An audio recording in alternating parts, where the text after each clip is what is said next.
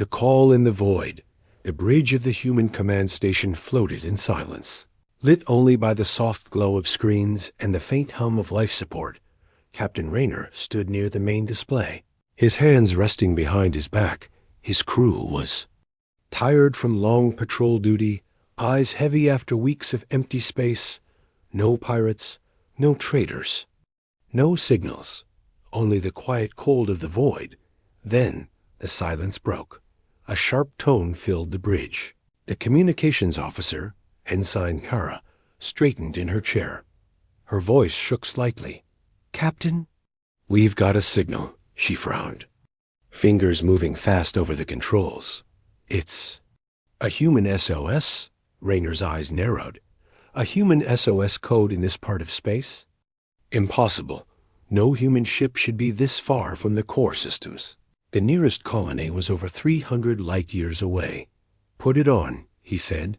The sound that filled the bridge was old, distorted. A desperate voice repeated the message again and again. "Mayday, Mayday. Human vessel in distress. Coordinates attached. Please respond." The crew exchanged uneasy glances. The code pattern was ancient. For more than 2 centuries ago, a style of distress call Earth hadn't used since the early frontier days. "Could be a survivor from some lost expedition," the navigator whispered. Her words carried a thin hope. But Rayner's gut told him otherwise. He'd seen too many tricks in his years of service. Too many traps dressed up as calls for help. Rayner ordered a scan of the coordinates. The results came back. A small star cluster with one dying sun and no habitable planets. No colonies, no trade routes, nothing worth visiting. That made the signal even stranger. The first officer stepped closer. "Captain, if this is real, whoever's out there doesn't have much time." Rayner stayed silent for a long moment, weighing the risk.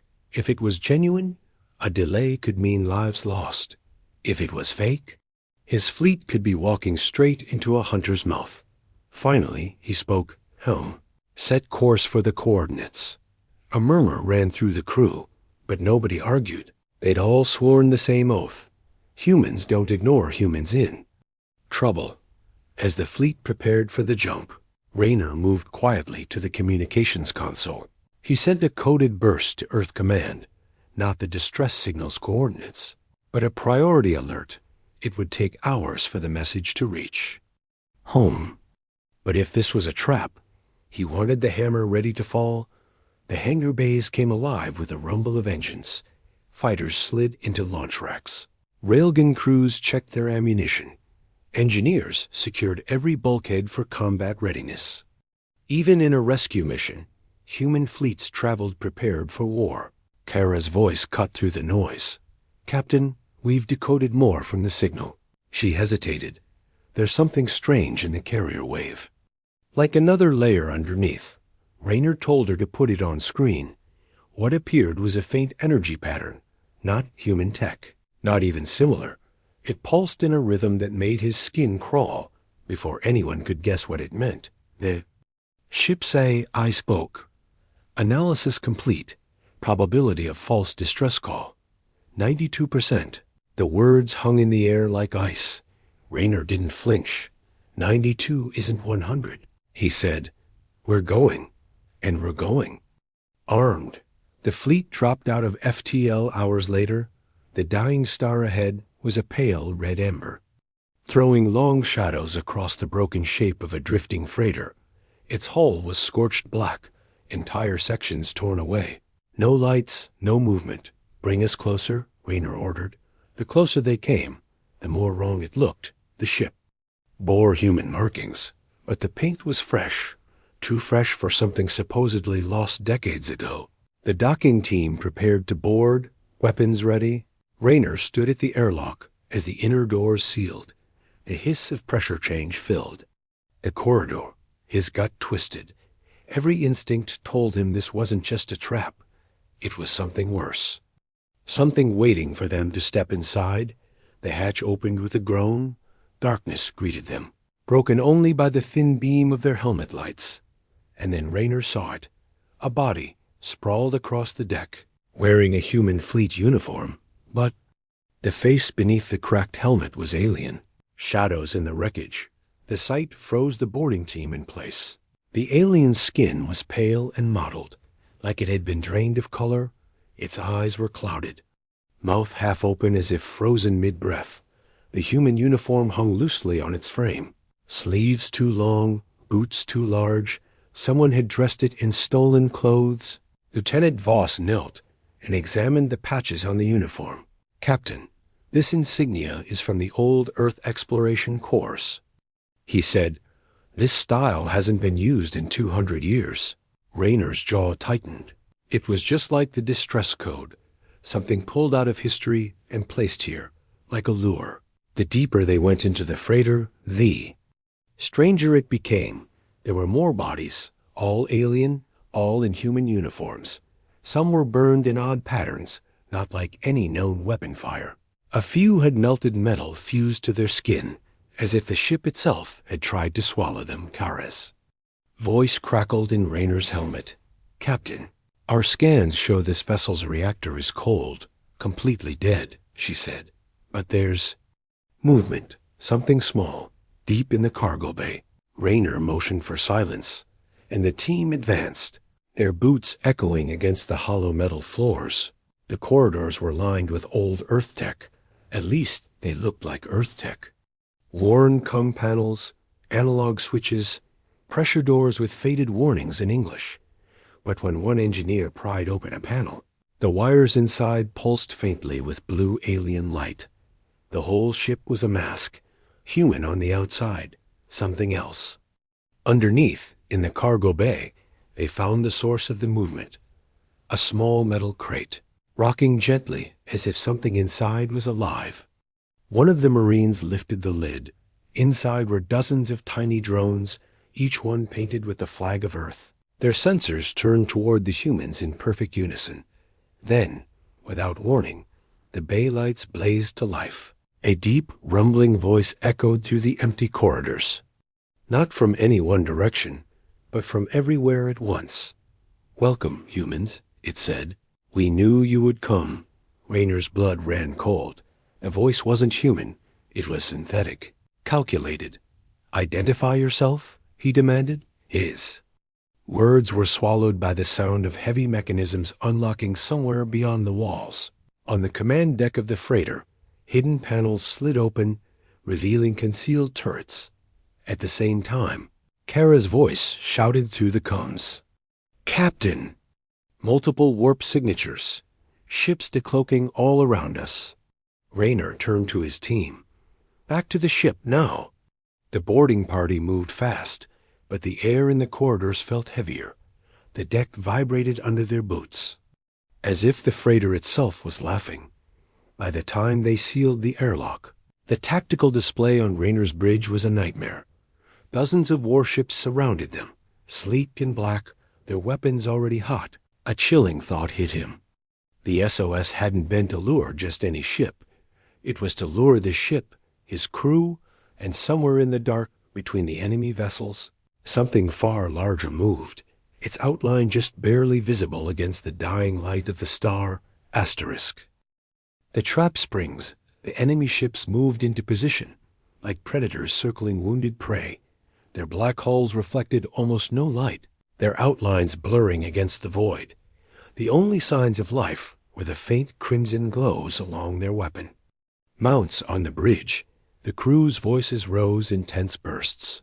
Shields up. Railguns charged. Missile bays armed. Every officer moved with controlled urgency, but there was no hiding the fear in their eyes. They were surrounded, then the comms crackled. A voice came through, deep, mocking, laced with confidence. "Human fleet, you have answered the call," it said, "and now you will burn." The words echoed across every channel, even cutting into private comlinks. Captain Rayner stood at the center of the bridge, his gaze fixed on the largest enemy ship. It was massive, shaped like a black crescent, and from its center extended a row of spear-like weapon arrays. A Syrix Dominion, he thought. and main was enough to make lesser fleets surrender without a fight. The Cyrix commander continued speaking, his tone almost amused. "We will destroy. You hear, and broadcast it to every star system," he said. "Let the galaxy see how fragile the human race truly is." Laughter followed, cold and metallic. Raynor didn't answer right away. Instead, he stepped to the tactical console and keyed in a series of commands, his eyes locked with Kara's. "Send it," he said quietly. She nodded. Transmitting a tight beam signal on a frequency known only to Earth's high command. Out in the void, the Cyrix ships adjusted their formation, sealing every exit vector. The trap was perfect. Every escape route led directly into a wall of enemy.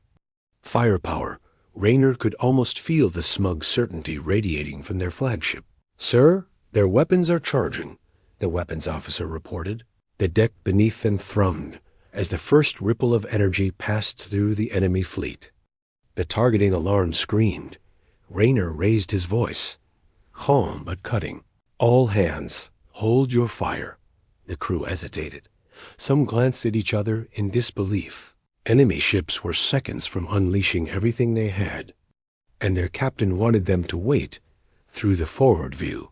A blinding flare erupted from the enemy flagship's prow. It was the signal to fire. Dozens of beams and missile trails lit the darkness, racing toward the human fleet. "Now," Raynor said. Before the enemy weapons could land, the void behind the human ships shimmered. A faint, growing red glow spread across the starfield. It intensified until it looked as though the stars themselves were catching fire. The Cyrix commander's laughter cut off, replaced by static. From the burning light emerged shapes, massive, angular, bristling with weapon arrays.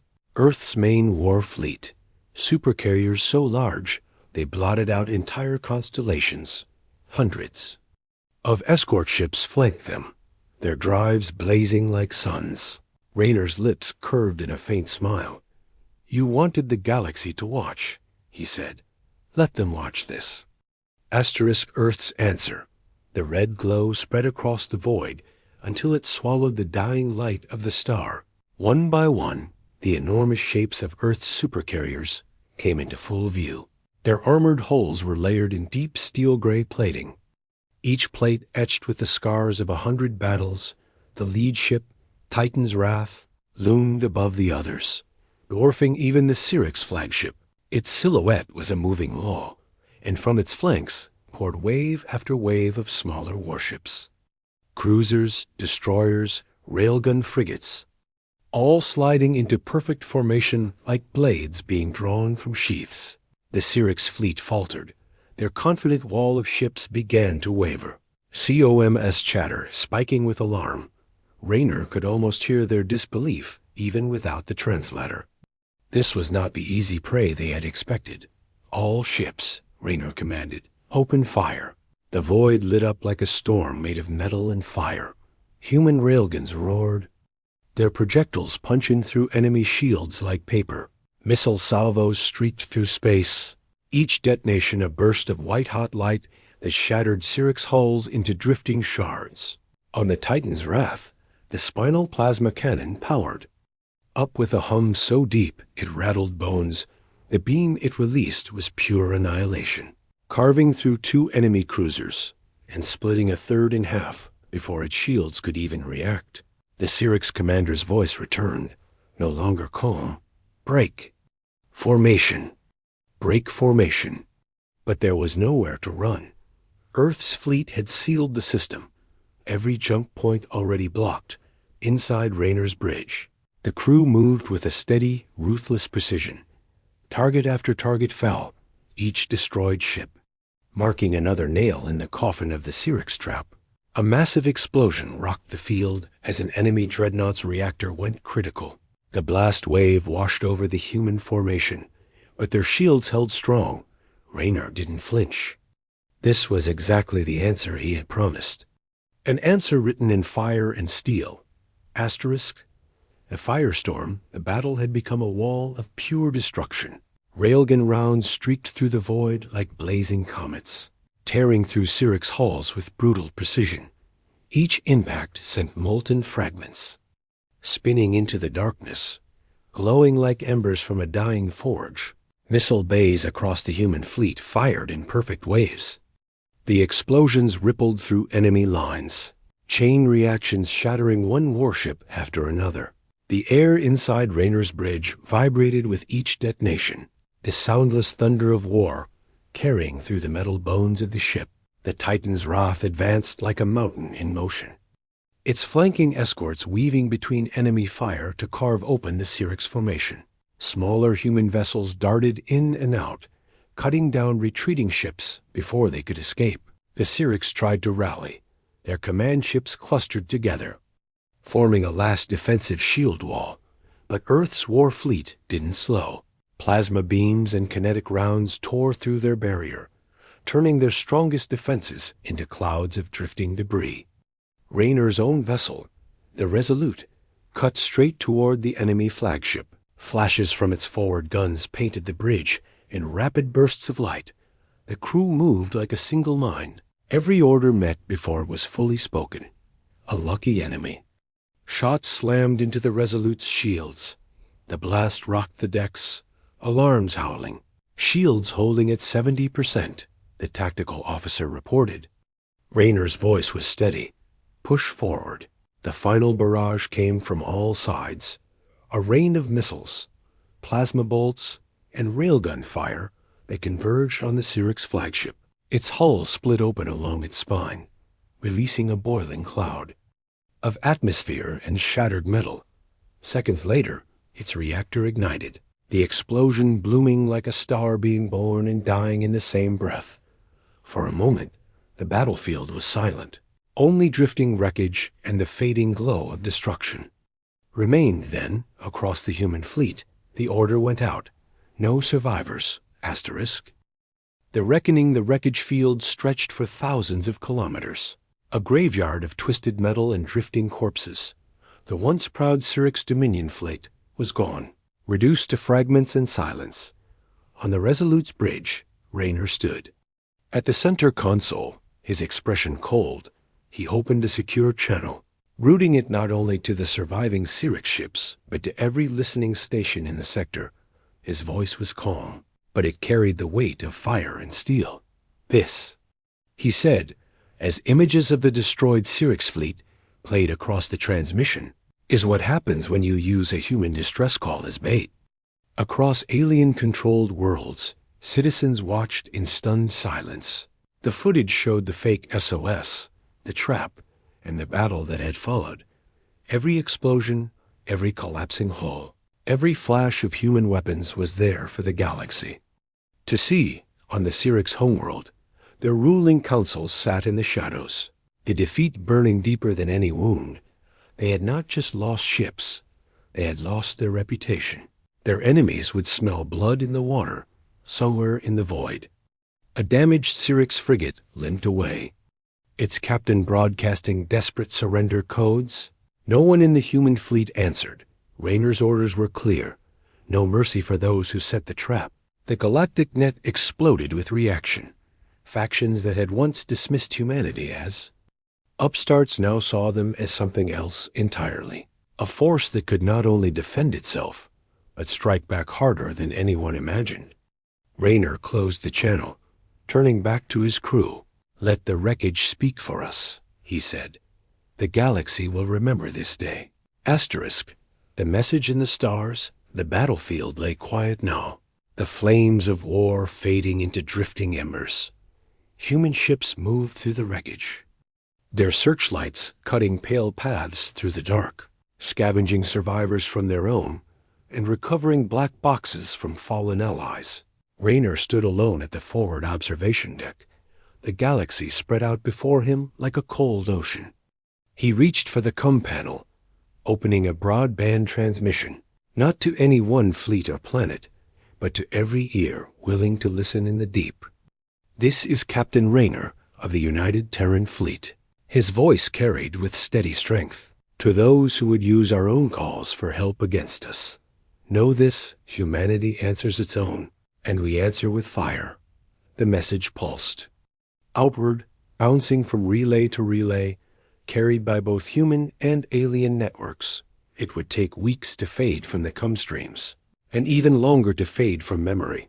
On distant worlds, miners paused to listen. Soldiers leaned closer to their units, and traders glanced at each other with new caution. Somewhere far away, an unknown fleet captain switched off the message and quietly ordered a change in course. The Resolute turned for home, joined by the massive shadow of the Titan's wrath and the rest of Earth's armada. Behind them, the wreckage of the Syrinx. Dominion floated like a warning, carved into the fabric of space. In the quiet after the jump, Raynor watched the stars slip past. His expression was unreadable, but deep down, he knew the truth. They had not just won a battle. They had changed the way the galaxy would speak of humanity for centuries to come. And somewhere out there, in the cold and endless dark, the next enemy was already listening,